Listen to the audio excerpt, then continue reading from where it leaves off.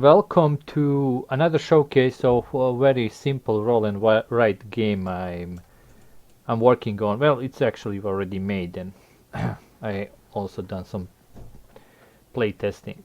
So I'm just gonna show you how it works. It's quite simple. Every player has a sheet of paper that looks like this, and this represents the hands, poker hands here, and during a round we're gonna roll some dice and we're gonna use them to make cards and with their suits here, and I'm gonna show you how it works. So if I am the first player, I would take all the dice, and we have these 4 dice in 4 different colors, white, red, black, yellow. So I would roll all the dice. There is no reroll, so what you roll, what you get. And then I, as a first player, can combine these two plus 1 red or 1 black. So for instance, what I'm trying to do is to write somewhere in these rows a card. So how it works like this. So white and yellow I can always combine, and now I'm going to choose. So let's say I'm going to choose a red.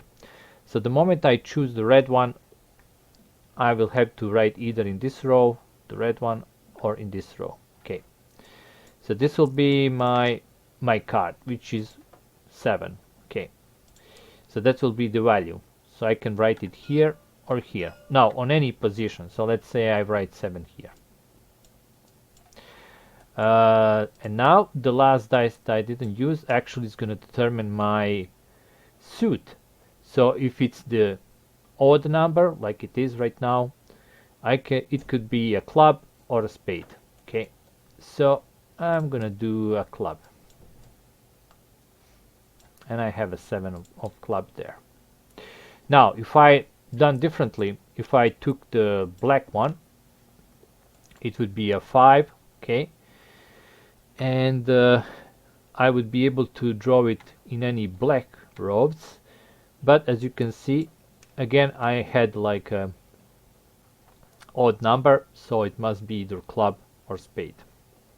So it would be 5 or club or spades written somewhere in these rows. All right. So what can the rest of the player do? Oh, by the way, it doesn't end here. Then I can use a yellow die again, because I'm the first player, and I can choose to write it here in the odd rows, and I can write it anywhere in the position, so I can put 1 here. Now the thing is, from now on I probably want to have something like this. Okay, because only doubles, triples, quads and so on will give me points in this row. So this right now is going to give me 3 points. So if I have something like a 5 here, and then again maybe 3 and 3, this will not score me points because it must be doubles and they need to be adjacent, so this is also 2 points for me.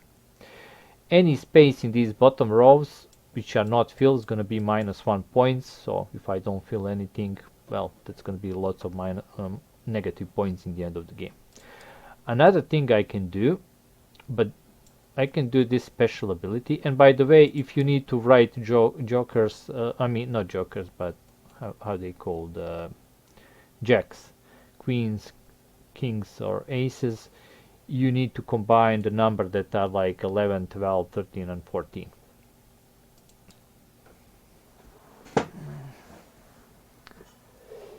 So in this case I wouldn't get those.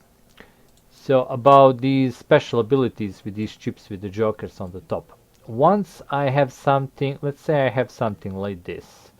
Let's say there is a 5 of clubs and maybe 6 of clubs,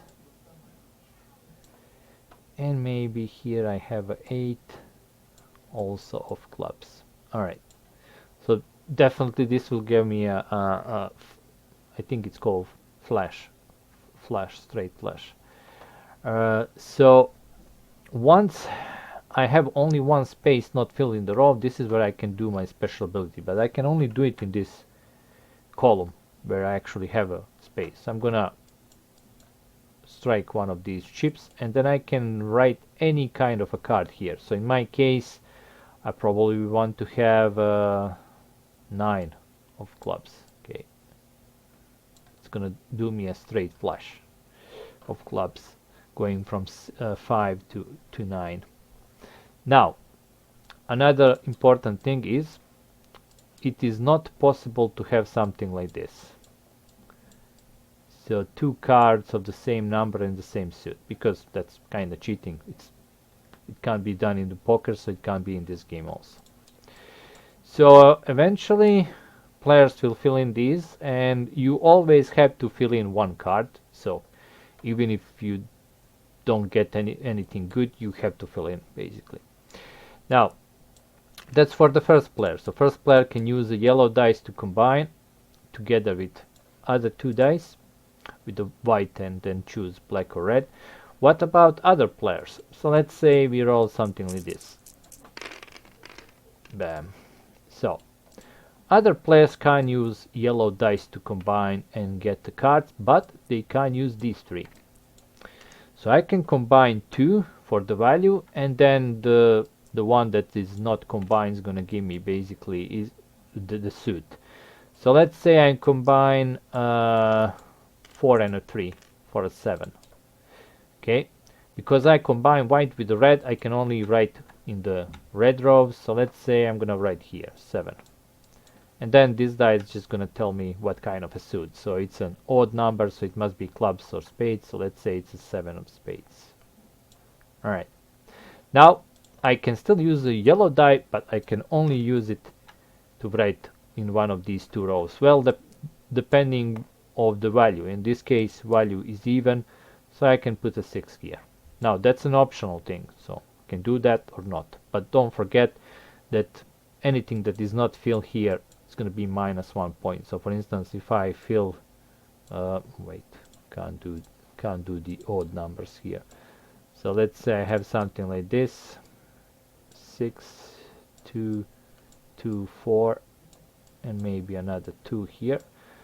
So this will be 2 points for me, this will be 2 points for me, this is nothing, but these unfilled space is going to be 1, 2, 3, 4, 5, 6, -6 points and the end of the game.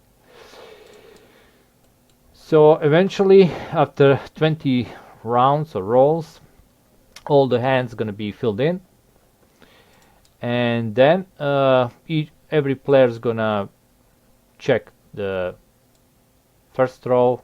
So all the hands from the first row, and whoever has the best hand is gonna get 8 points. Whoever has the second best is gonna get 6 points.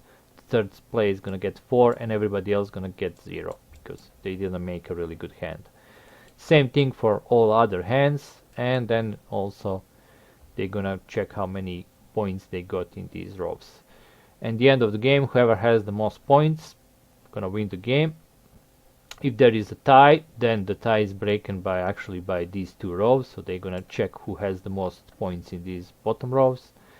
If there is a still tie, well, they're gonna share the victory, and that's gonna be that. Also, ties can be broken, like I guess the third one, for the player who didn't use the special ability, but probably like everybody's gonna use that to fill in like a last card, to at least get a pair or something, depending what they managed to fill in before. And that's the whole game. Now, only thing that I'm like right now thinking to change is to actually have one reroll, you know, for the first player. So for instance, if I'm the first player and I roll something like this, I can say I don't like it, I'm gonna keep the 4 and I'm gonna reroll these 3.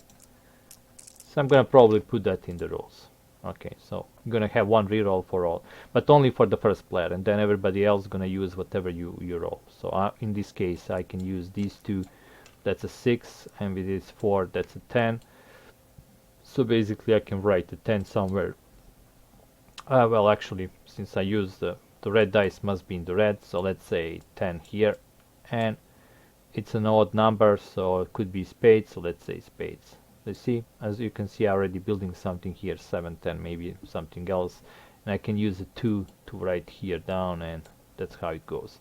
The rest of the players, as I said, they can only use white and a black, or white and a red, and then when they finish to make a card, use also this. If they want it, that's optional. And that's it. That's whole the game. Very simple, goes fast, and yeah, nothing else to say. But this video is gonna probably help with the explanation. Besides the rulebook I have written on the BGG page. So again, thanks for watching. This was a fast video, and see you in the next one.